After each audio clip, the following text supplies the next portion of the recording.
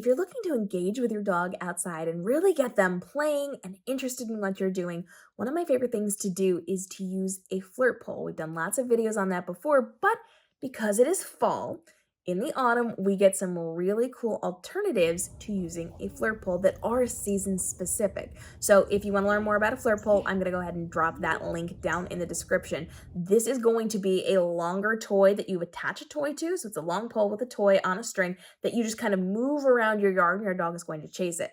But in the fall, you can actually grab a branch with a number of leaves on it. This is something I did earlier this week with my pup, and oh my goodness, they loved it. And the benefit is that because they still have the leaves attached to them, they are going to be like crinkly and shaky, and they're going to have a really fun sound. So I used an actual little stick branch that had, maybe 10 leaves still on it. And I just picked it up. It was about this long. And I just kind of moved it around my yard. My puppies chased me. It was a lot of fun. They would catch the leaves and they would crunch them up. And I had it for a prolonged period of time to play with. You can just get something that fell into your yard, or you can go out and you can grab something from a tree. I do not necessarily recommend a super large version of a branch. That might be a little difficult. Could be a little dangerous for you too. You have to be careful with these things as you're holding them. But if you just have a small branch with a handful of leaves on the end, and you just kind of shake it around your yard and have your dog chase you and play with you, this is not the type of flirt pull toy to drag on the ground, but it is one to hold up in the air. You can kind of lean down as you're moving around and you're just going to shake it. You can even shake it up in the air and let your dog jump up to get it. So this is going to be really good because it's a noise distraction. It's very flashy. It's something they can visually see very easily.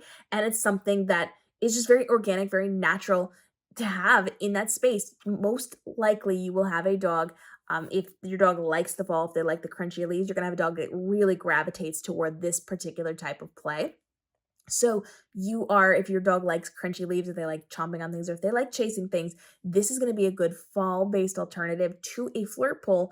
And while this is not something that you should necessarily like try with your dog in order to see if a flirt pole is a good fit, because they're vastly and wildly different things. And just because your dog may or may not like this does not mean they may or may not like a flirt pole. Gemma here despises the flirt pole. She's very, very nervous about it, while Lucy absolutely loves it, but she loved chasing the stick with the leaves on it. So this is going to be a really good fall alternative. Again, it's the sounds, it's the smells, it's the crunchiness, and it's something that you're probably going to find in your area unless you're like a city person.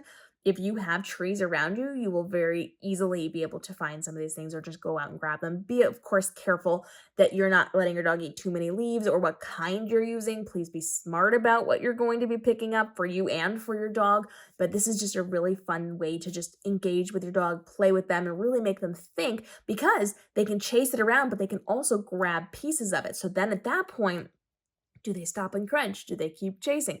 It's all about that engagement and all about the thought process behind what they're going to do with their actions. And in the fall, you get a limited time to play with those leaves. So if you happen to grab a stick with some leaves on it, it's going to be a fun game for you and for your pup. Follow along for more ideas on enriching your dog, especially during different seasons here on the channel, as we drop daily content to help you level up as a dog parent to give your pup the best life possible with the least amount of stress on you. We'll see you in the upcoming episodes. Happy crunching.